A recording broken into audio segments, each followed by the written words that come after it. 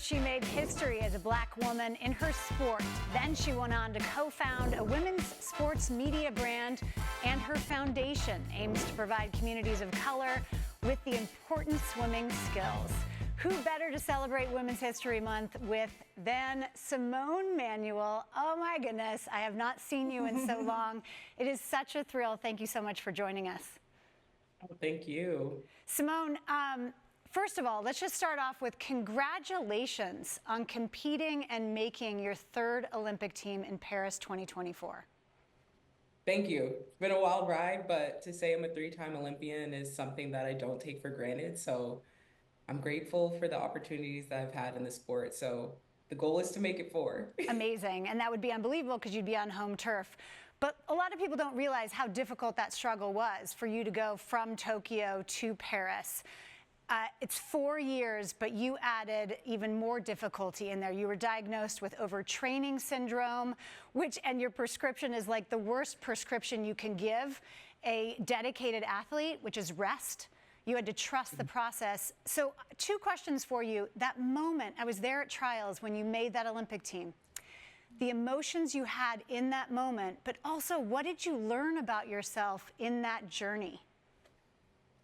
That moment was just so surreal. I think as I got closer to Olympic trials, I envisioned it.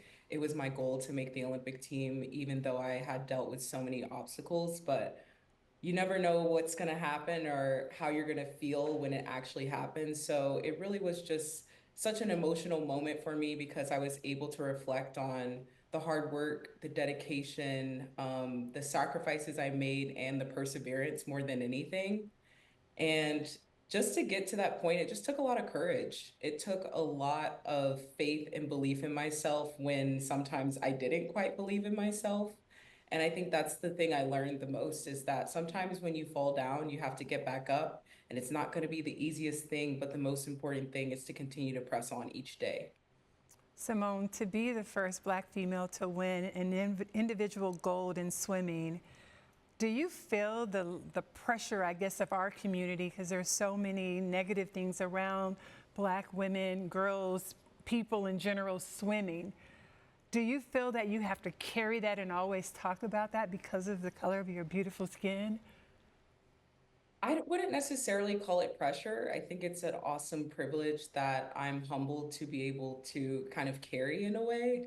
I do think at times it can become a bit overwhelming, but I do feel like it is part of my duty or to when I'm in this, excuse me, I do feel like because of the experience that I'm in, it is important for me to speak up on it and try to help the generation behind me. That's what it's really all about. And if I can make the journey a little easier for someone else, then I feel like I'm doing my part. Yeah, and we talked about just your foundation. Can you just tell how proud are you to have a foundation that really helps spotlight and educate more people about the importance of swimming and what you're doing with your foundation?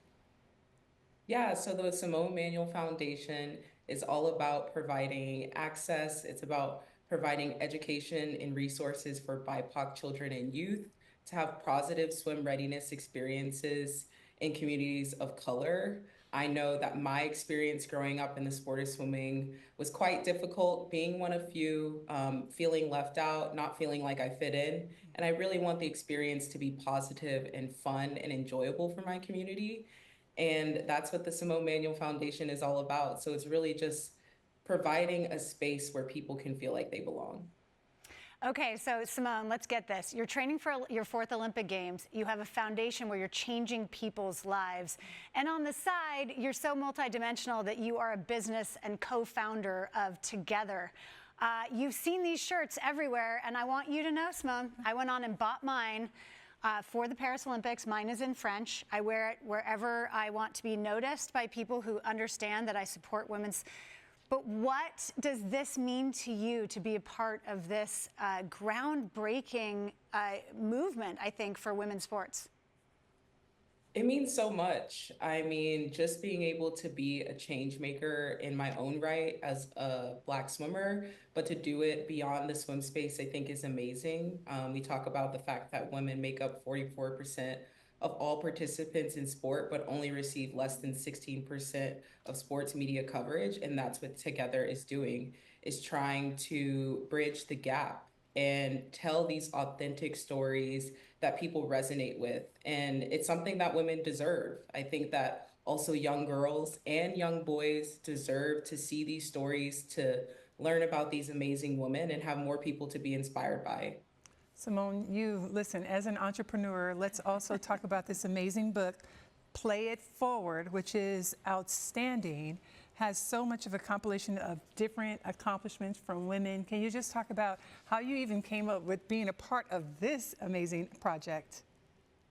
Yeah, it's just another great idea that Together and the co-founders had with just providing rich storytelling.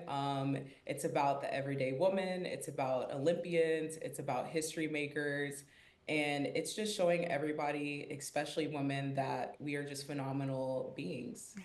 Simone, I've heard, I've read, you've said you're having the time of your life right now. You're extremely happy. Is this true?